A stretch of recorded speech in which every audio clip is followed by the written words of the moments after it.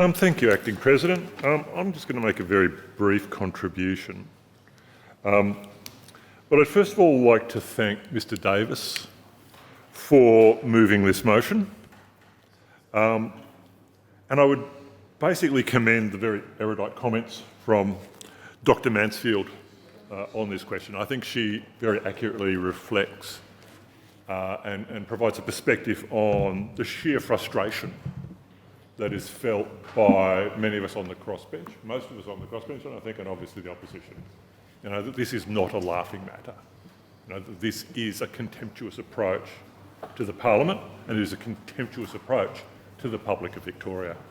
Now, it was, noted that Mr Davis's resolution is longer than the response we get from the government on our documents requests. And that's sort of like, at one level, it's really funny. And at another level, the opposite of comedy is tragedy. And this is tragic that the contributions we get from the government are so lacking in merit. And it's not just that this is, a procedural question. If I could perhaps reflect on one of the document's motions, which struck to public housing. And Acting President, when this was put forward that we wanted documents on public housing, we got nothing. And the government claimed executive privilege over the whole lot. And what were we seeking were very basic documents, not a huge amount. We were looking for things like renovation plans, we were looking for business cases, and we were looking for some basic understandings that the government had really seriously looked at this question before they announced that they were going to displace 10,000 public housing residents. And the government claimed executive privilege, commercial in confidence, cabinet in confidence, and released nothing. I think we might have got one document that was heavily redacted. But I think where it starts to move from farcical into sinister is that whilst the government claimed privilege over all the documents, when this matter went before the courts, with the action carried by the Inner Melbourne Community Legal Centre, the government got up and said, there are no business cases. There is no business case. So on the one hand, they're claiming privilege, that they can't release it. And then when it goes to court, they're saying, oh, well, there's actually nothing for us to hand over. We're not going to allow for this discovery. There are no business cases. Now, Acting President, I don't want to get into the realm of potential defamation, but I think it does raise questions that are deeply disturbing about who's being told the truth. Now, I'm not selectively quoting. I'm talking directly from history, and more than happy for the public to look into this, or for you, Mrs Tipster, to tell us that it's different.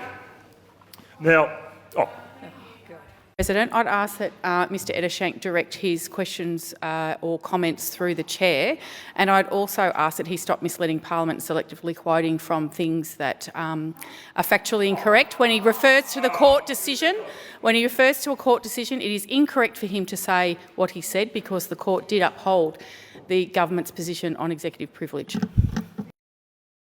First point of order, I'll just remind members, as I have this afternoon, because we've had it happen several times, to talk through the chair. The second point of order is more just a point of debate. So thank you, Mr Ettershank. Thank you, Acting President. No doubt Ms Terpstra will, if I don't talk to her, she hopefully won't continue to badger from the sidelines. So we have a situation where there is this, it would seem in government, a collective myopia about how serious this matter is, and that really disturbs me.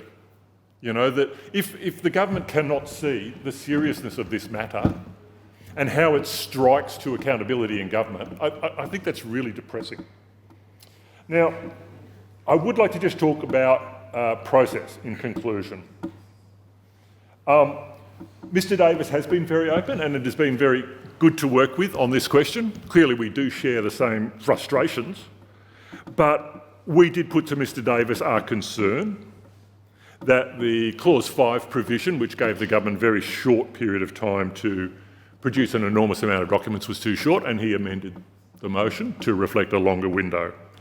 We also indicated to Mr Davis that we felt that the proposed punishment, for want of a better word, in terms of expelling the Leader of Government Business in the House was actually not a very effective form of punishment, because I suspect that the Treasurer would be delighted to have a couple of days off to be able to get stuck into her ministerial functions, and that I suspect within Labor ranks, being thrown out of the Legislative Council on a procedural matter like this is probably a badge of honour.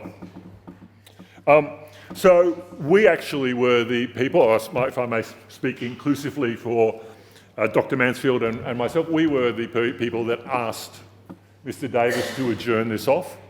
And it's in the context specifically of welcoming this proposal from the government to enter into discussions around appropriate process. And we think that's a step forward. We would be keen to get into that in a positive and open-minded manner, and hopefully we can resolve these issues in a dare I say it, grown-up manner.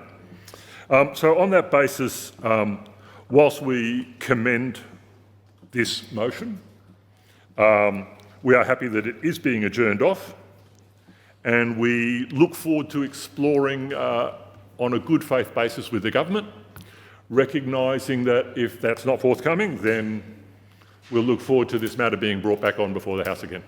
Thank you, Acting President.